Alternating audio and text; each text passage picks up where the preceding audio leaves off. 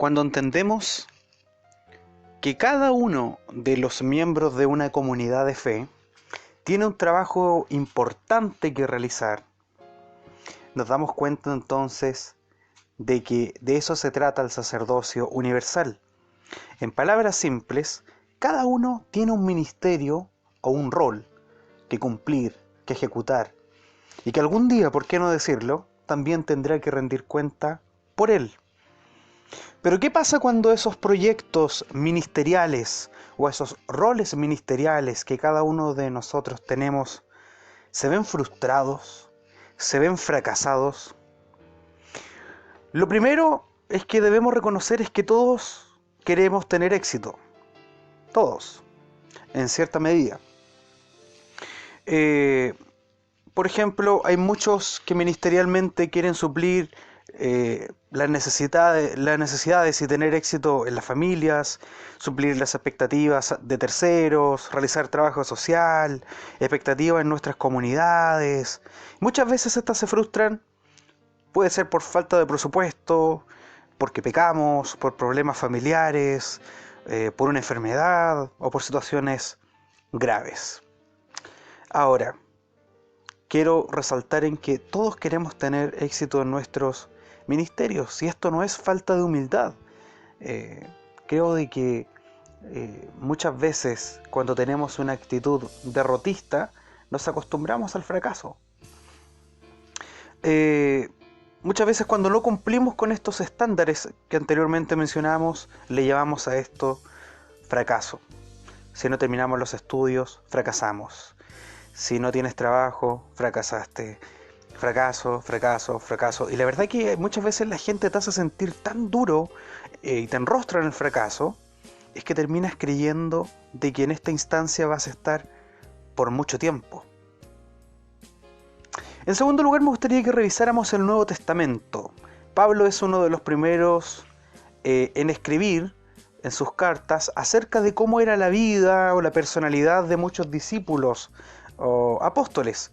Y la verdad que me encanta sobre todo el Evangelio de Marcos en general, ya que se muestra la vida de los apóstoles de una forma muy humana, no de una forma tan alejada o de una forma tan divina. Sí, eran apóstoles, eran personas como tú y como yo que por supuesto se consagraban, pero en Marcos podemos ver cómo ellos podían verse de una forma más humana.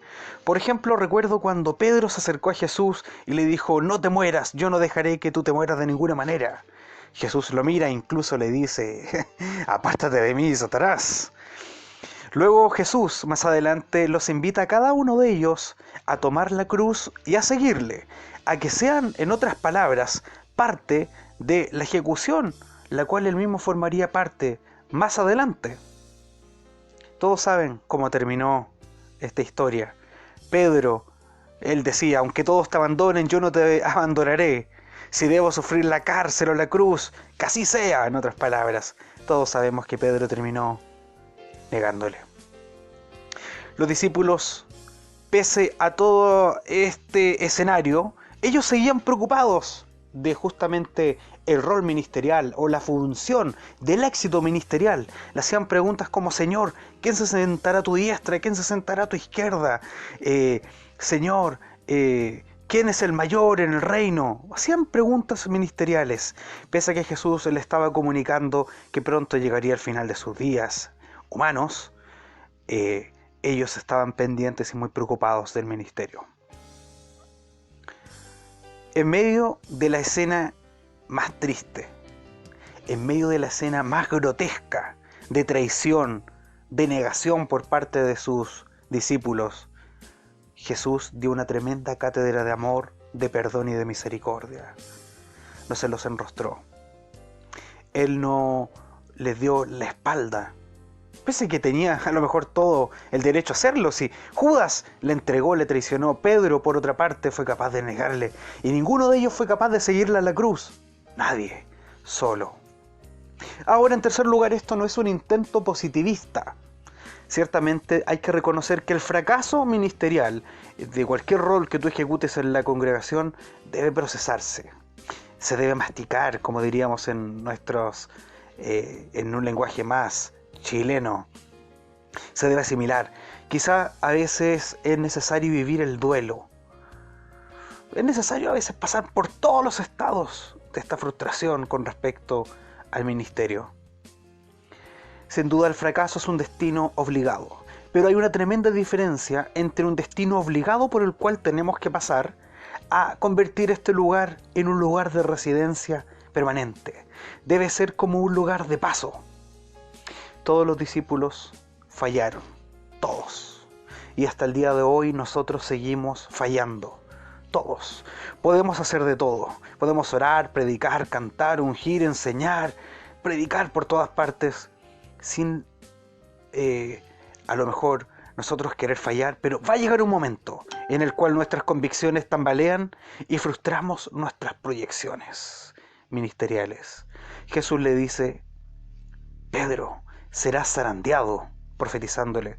Pero después que esto pase, Pedro, después que esto pase, tú regresa y fortalece a tus hermanos. Y esto es algo muy importante para nuestra comunidad de fe del día de hoy.